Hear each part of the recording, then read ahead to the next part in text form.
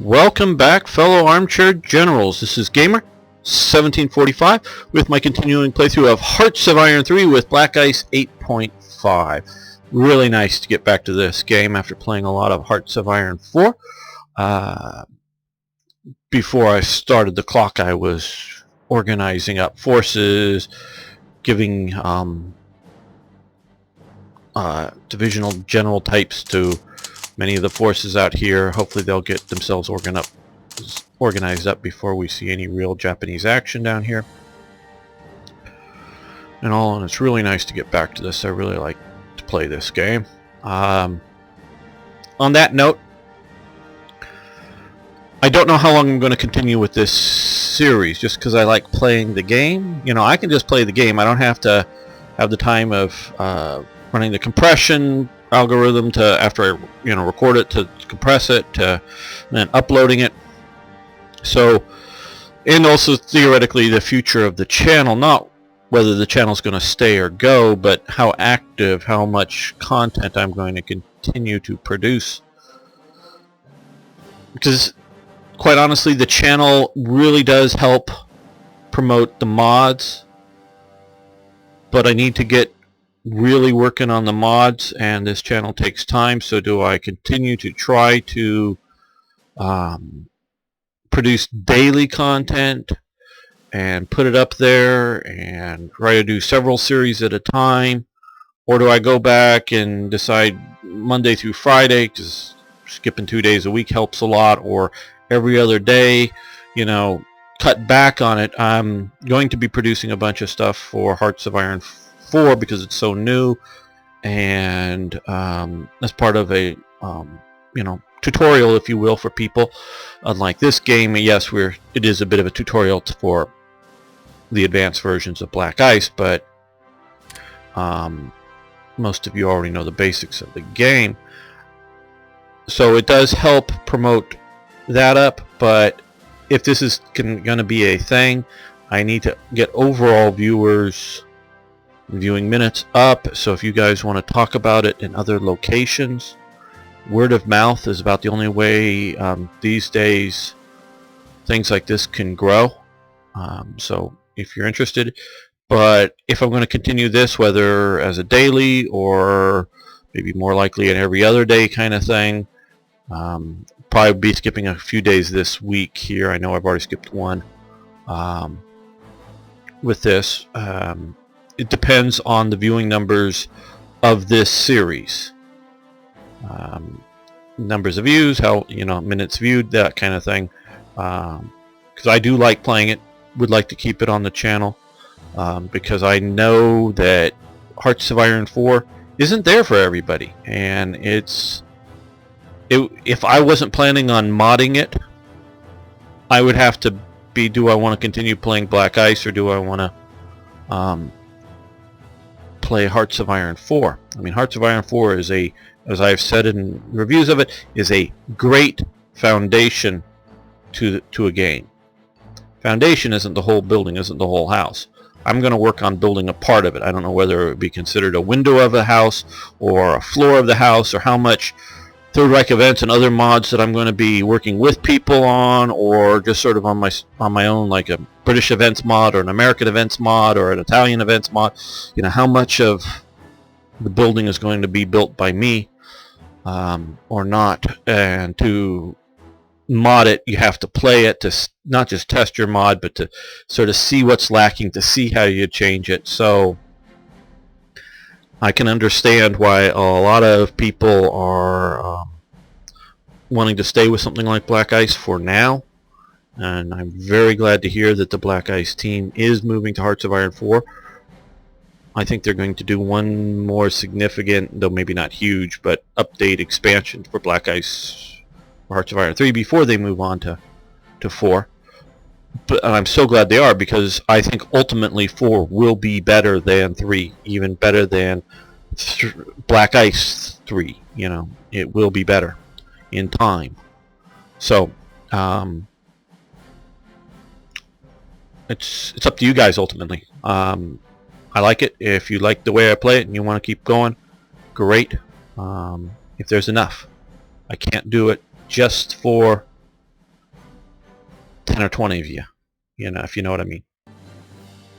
Alright, I've done a little bit of maintenance work and rolled the clock forward just a bit, but we're going to continue now with the episode, and Logistic Warfare Focus pops up right away, so we will be able to better maintain our logistics.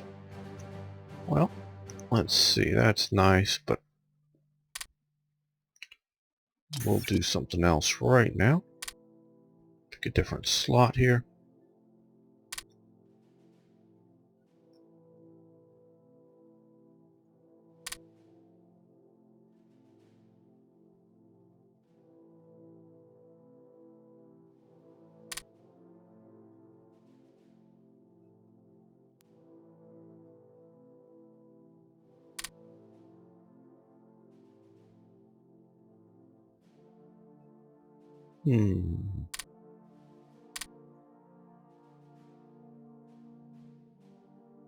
We'll do mechanized HQs. There we go.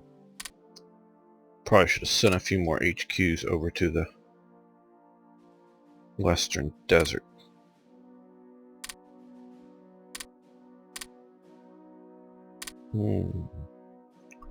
So they have more there. Okay. Hoping to come around their flank here. Cut that off, but they've got that. Well, let's see if we were to attack.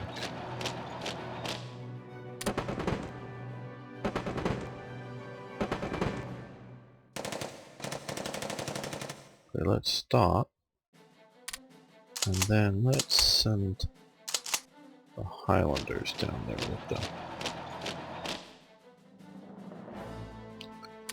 No, I don't think... I stopped just because I didn't want to keep pushing. Yeah, I think I stopped because I ran out of organization. Excuse me.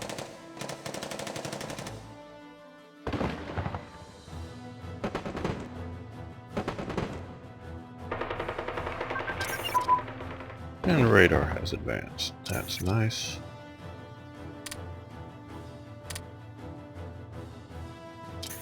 We'll allow guided bombs, but we're not going to do that anytime soon.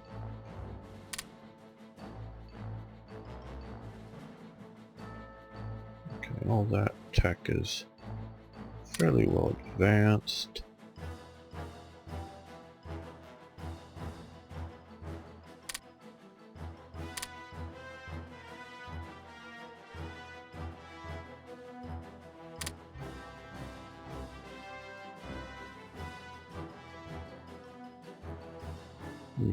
Got a lot here we can improve.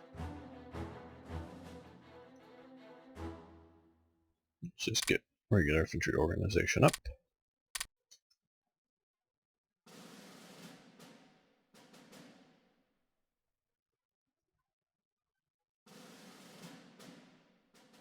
Nope, we're battling it out up here. Okay. Oh.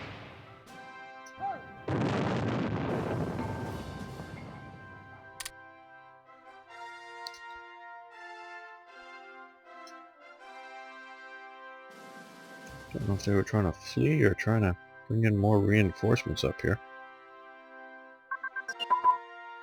Okay, assault concentration has advanced. That's good.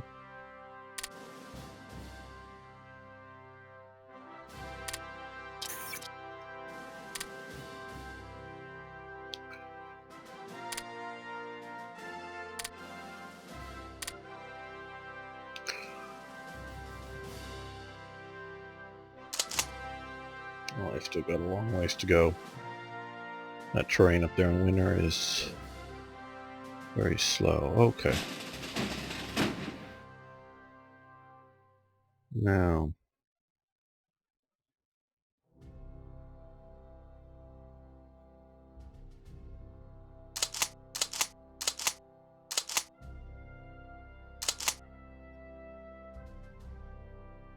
To the Canadian Corps, it's all right to use as a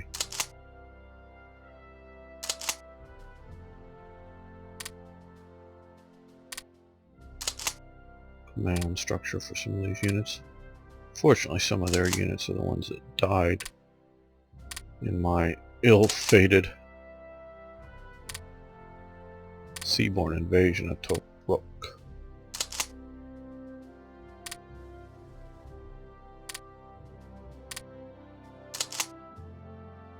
Now I want to attach him to a good division here somewhere. Light infantry or... Nah, I think maybe that armored division. One of them that we have here.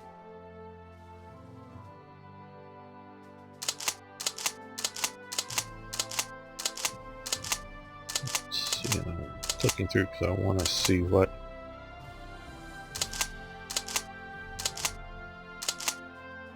Okay.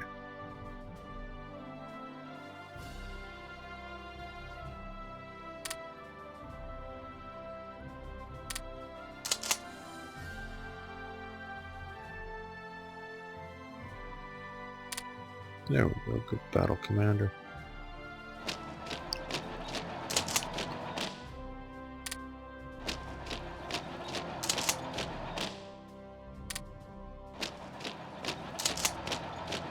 I think this will give us enough that we can at least experiment with an offensive operation here. Yeah.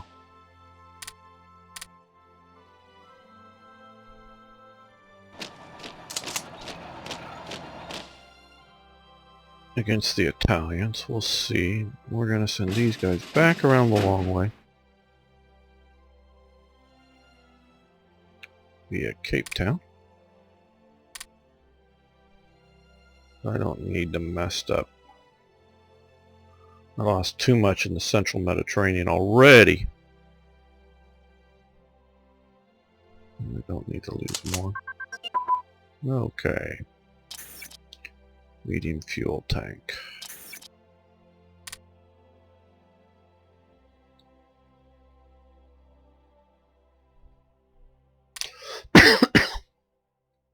Yeah, let's do this.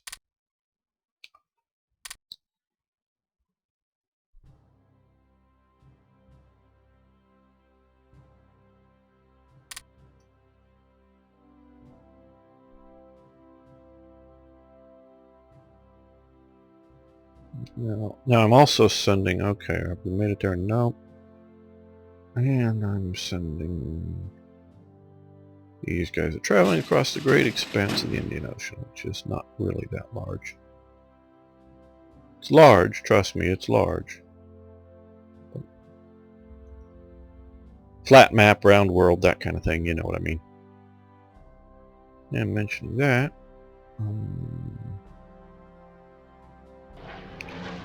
these guys I want to send up to, how big is the air base here? 10 and more units on it. 2, 6. Okay, well.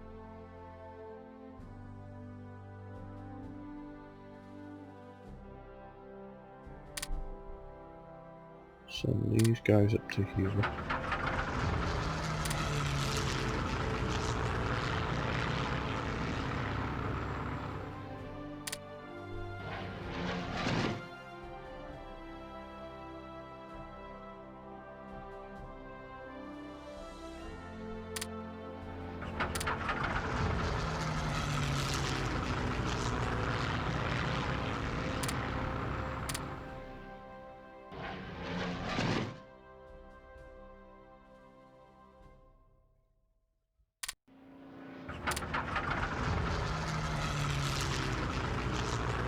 Didn't want these to fly. If I sent them straight there, they'd go right through Germany and get all chewed up.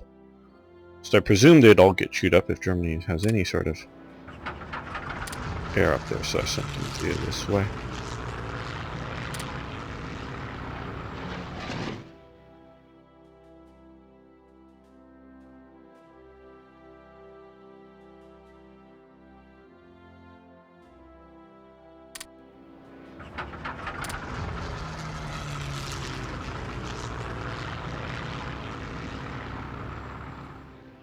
Yeah, that clears that out.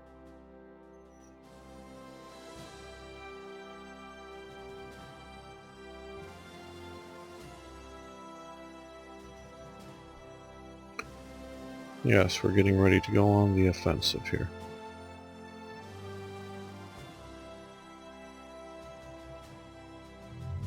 What are we doing up there in Norway? No, they're getting there, but they're gonna swamp themselves.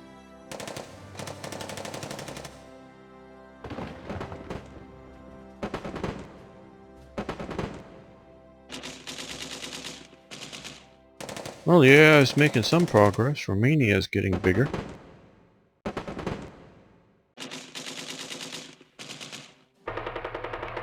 Don't know why the Soviet Union's worrying about defending its borders with me, but whatever.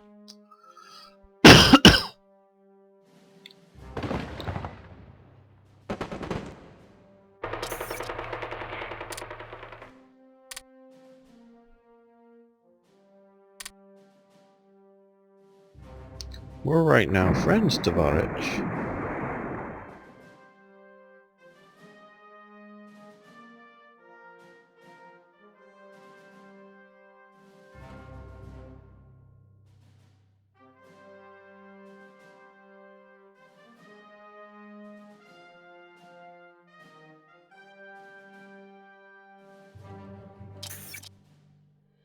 Okay, blizzards. Nice, lovely.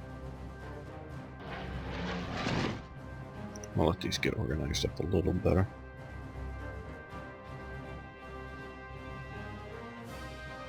Okay, they're doing a winter offensive. Lovely. Okay, let's see. Luxembourg learned it has honored the military alliance. Oh, good. Why do we care? Oh, it's because Japan's declared war. Okay. We sort of knew that was coming. December 2nd. Okay, close to the historical time. Not that we won't have trouble, I think we may, and part of it will be scripted, but we'll see how that goes. Okay. After the attack on Pearl Harbor, Venezuela severed diplomatic relations with Italy, Germany, and Japan, and after implementing with help from the United States, defenses on the oil wells produced vast oil supplies for the economy, for the Allies. Okay, this is a very interesting thing. I don't know how many of you watching this channel have followed Latin American politics. I have a bit, had some classes on it in university. One of the professors was sort of a Latin American specialist. Of course, he was a bit of a lefty. Yeah, wasn't maybe quite Karl Marx, but a bit of a lefty. And I was one of the few sort of conservative types, or right-wing, or whatever you want to call it. So I know a bit about Latin America. One of the more stable,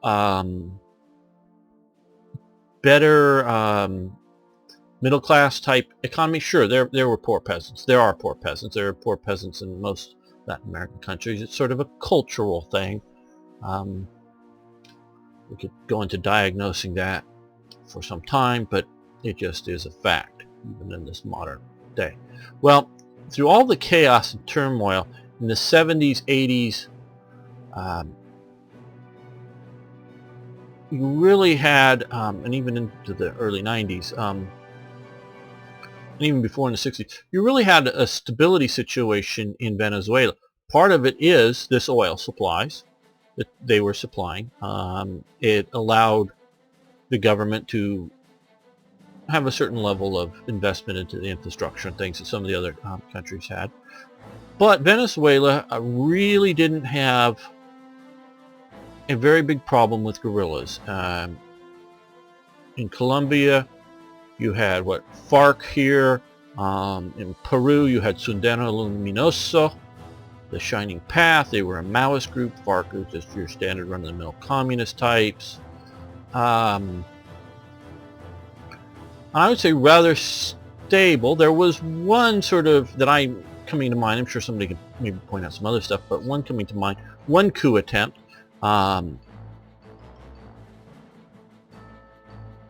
by a paratrooper officer named Hugo Chavez that failed utterly. He tried with his paratrooper unit to take over the government utterly and basically got kicked out of the military for that. And then, of course, he later takes over the country, and after the Soviet Union's fallen and the collapse of most socialism, drags Venezuela down the socialist path to the point that today they don't even really functionally have toilet paper. Their country is going in a miserable direction. All their at least upper-ranking officers were all appointed by Chavez, a former, obviously, as I said, military officer, so he sort of knew what he was doing there. So a certain portion of the army is loyal to this neo-communist government. We can call them neo-coms, not cons, comms, neo-commies. And they are plunging the country into chaos. They nationalized the oil under Chavez, the oil companies that were mostly American held, that had been paying taxes and use fees for digging the oil out, but sure, they made profits, but he just nationalized anything that wasn't already government owned, and then depended upon that oil for running his country and stifling local businesses and everything, and then just use that oil to directly give payments to support the poor. Well, oil prices have collapsed since then, and basically Venezuela is, I don't know, getting like 20% or 30% of the amount of oil money as they were before, and the country is just spiraling into chaos. Now, a few people have complained that maybe I'm bringing modern day politics in, but I'm looking at cause and effect and lessons from history. If you have a sort of like a factory town, hello, this part of America, Pennsylvania, Michigan, you had lots and lots of factory towns that were boom, boom, boom. Everything's going great, and then we can discuss reasons why, some good, some bad, some whatever, but that goes away, your whole economy collapses. And now, of course, the U.S. isn't a factory town, but you definitely had significant cities, regions that, and of course they're trying to kill coal, so don't care how much in West Virginia you're going to retrain these people, repurpose these people that Hillary Clinton and Bernie Sanders are going to spend lots of money given to you to retrain you. So you're going to take a coal miner and teach him how to make content, I don't know, for Hearts of Iron, or what are you going to teach him how to do? Don't know.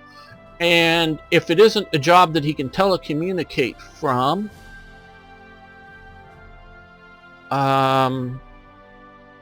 but maybe he needs to work down here. He doesn't want to leave his home in West Virginia over coal, and so even if he knows a different skill, if he learns how to be a fisherman, he's ocean fisherman, he still wants to live in West Virginia, and you aren't going to magically create jobs.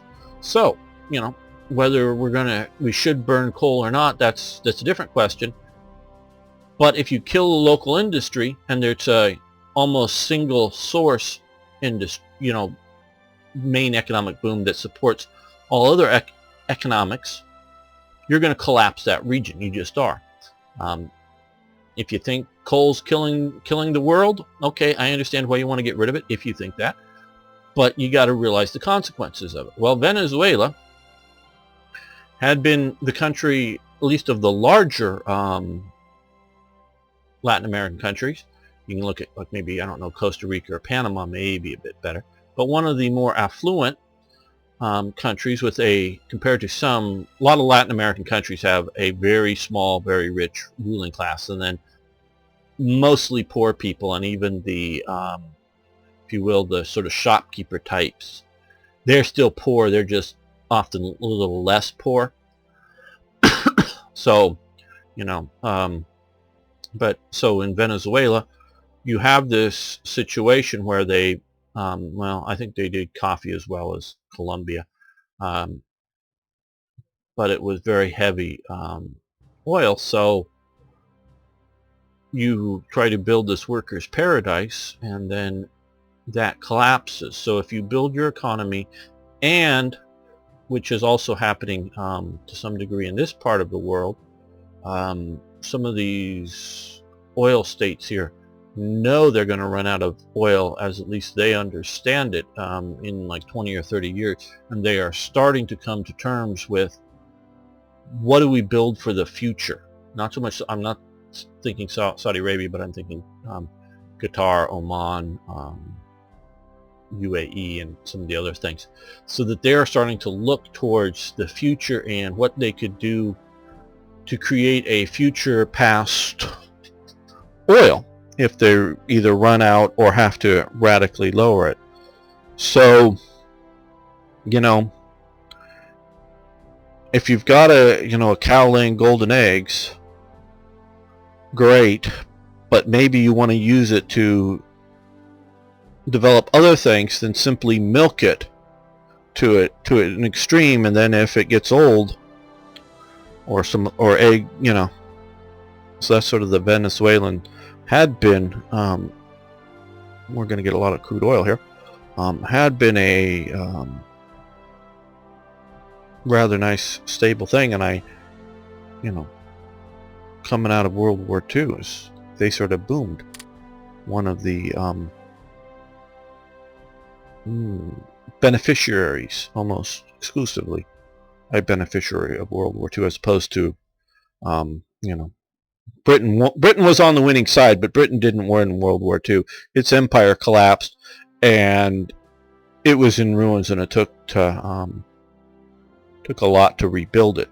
The U.S., yes, it won. It was doing much better after the war than it was during the war, where most of the nations didn't win. They survived. They were on the winning side, yes, but they weren't, hooray, we won, we conquered, and we're great. No, it was more of a survival thing. Okay, shall we form the division headquarters of the 76th Infantry Division in London? Yes, that sounds like a good plan.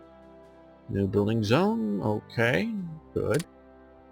Good. Okay.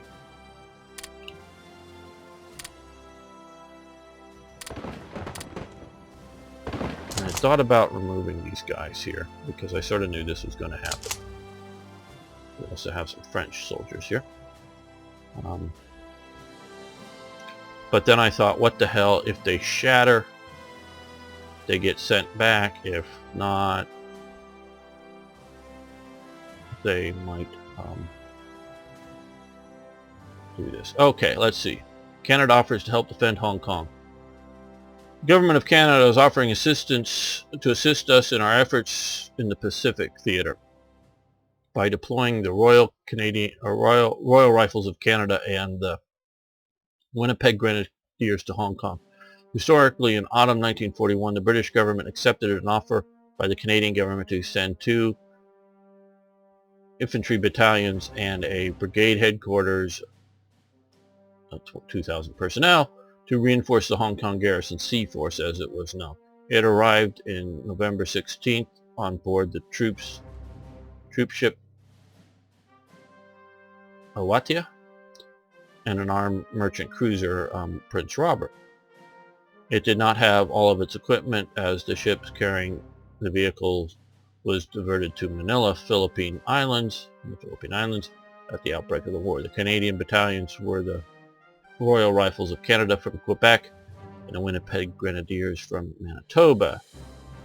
Royal Rifles had served only in Newfoundland and St. John's and New Brunswick prior to their duty in Hong Kong, and the Winnipeg Grenadiers had been posted to Jamaica. As a result, many of the Canadian soldiers did not have much field experience before arriving in Hong Kong. Realizing that the battle was futile, ultimately the British forces in Hong Kong surrendered to the Japanese on Christmas Day in 1941.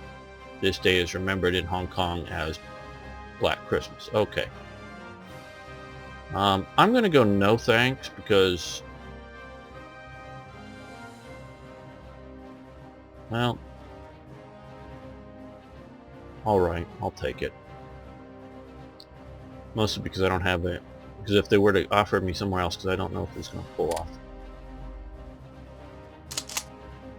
Okay, well, let's attach you to the theater command, because that would be...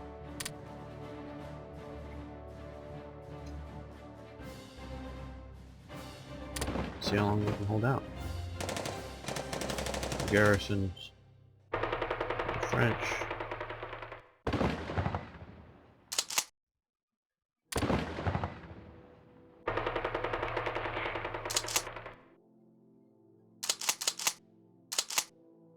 Well, that's a decent.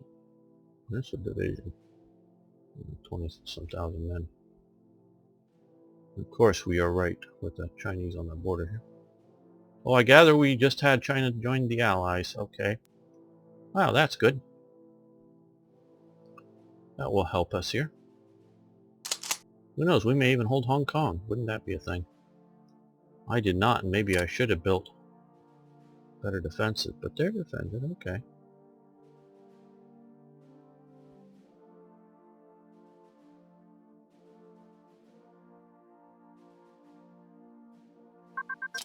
I do so love Black Ice, man.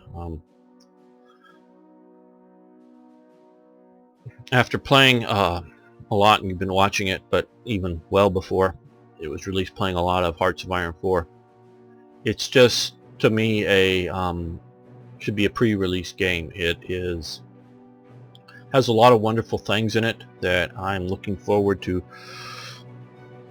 both Paradox, and I know they're going to improve things. But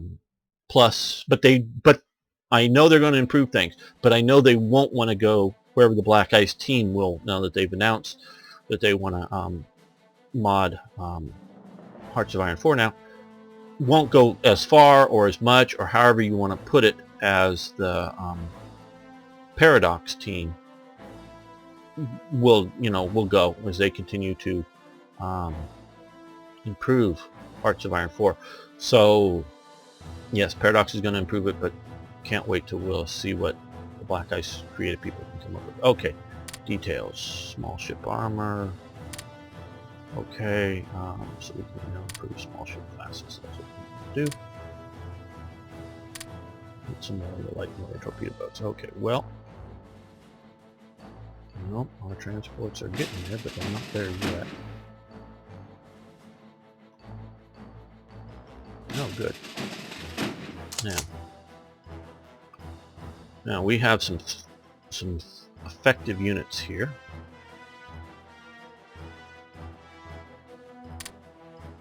Okay, well.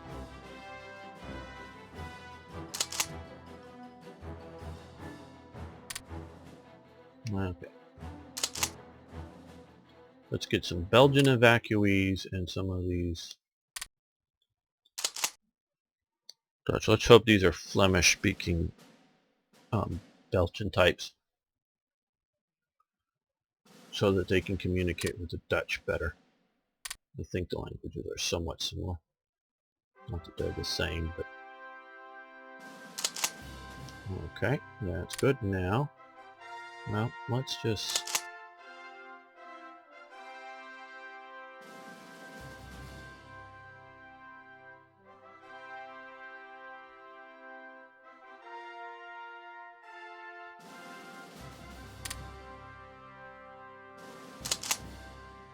looking for other support type units here. Actually, I think they may be looking for... Okay, they could use...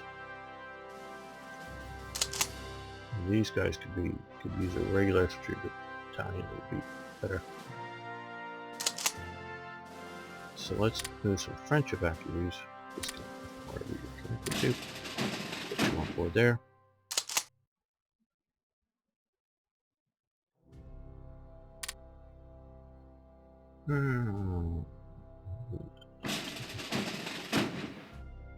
What did these guys have been striked at by somebody?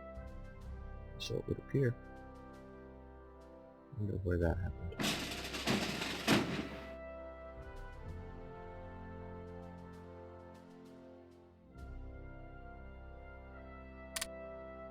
Base.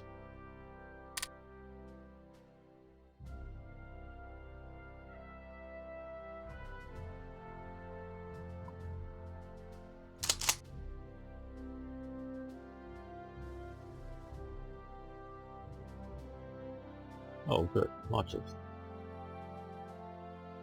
stuff. Okay, let's do the Army of India.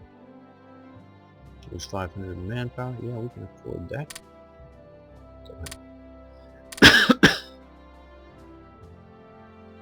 Specifically, we use 500 manpower, but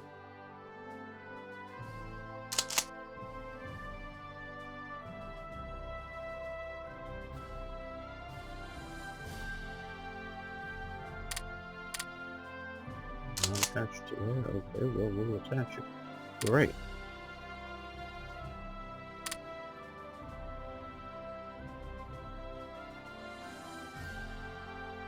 That will definitely help us deal with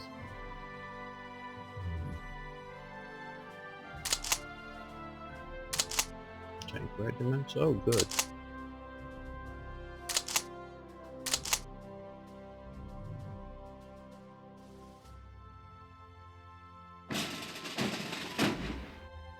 And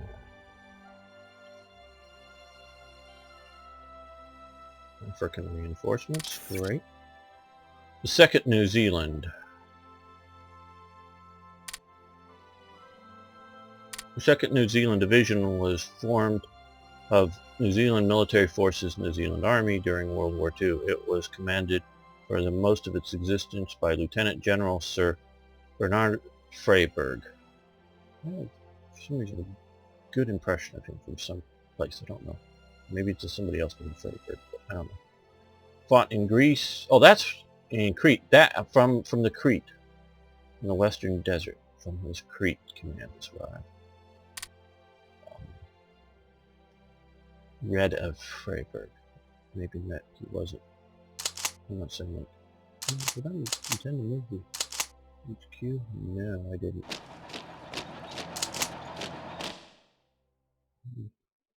Did I intend to move everybody? Somehow I guess I did. Ended up doing that.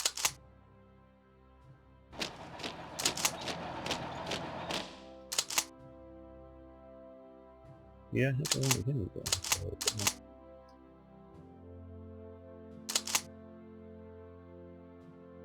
Not everybody. But okay, where is the Zealanders?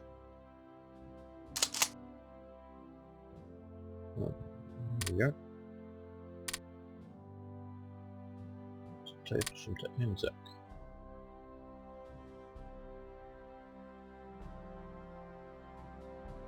And United Nations. Gain unity, good. We don't need it. Gain conservative popularity, party popularity, good. Territorial pride, great. Organization regained, great. Or land, desert, great. Iron heart attack, ooh, that's off. Okay. We have been concerting the United Pact and resolve of more than 30 states and nations to fight. Okay. So we have now definitely improved our situation. I'm going to, off camera now, assess this Indian Army and see what I want to do with it. This is, I guess, what was there before or something. Sure, okay, but figure it all out. Lord Wingate, that's another guy who had good, got pulled from someone else. Good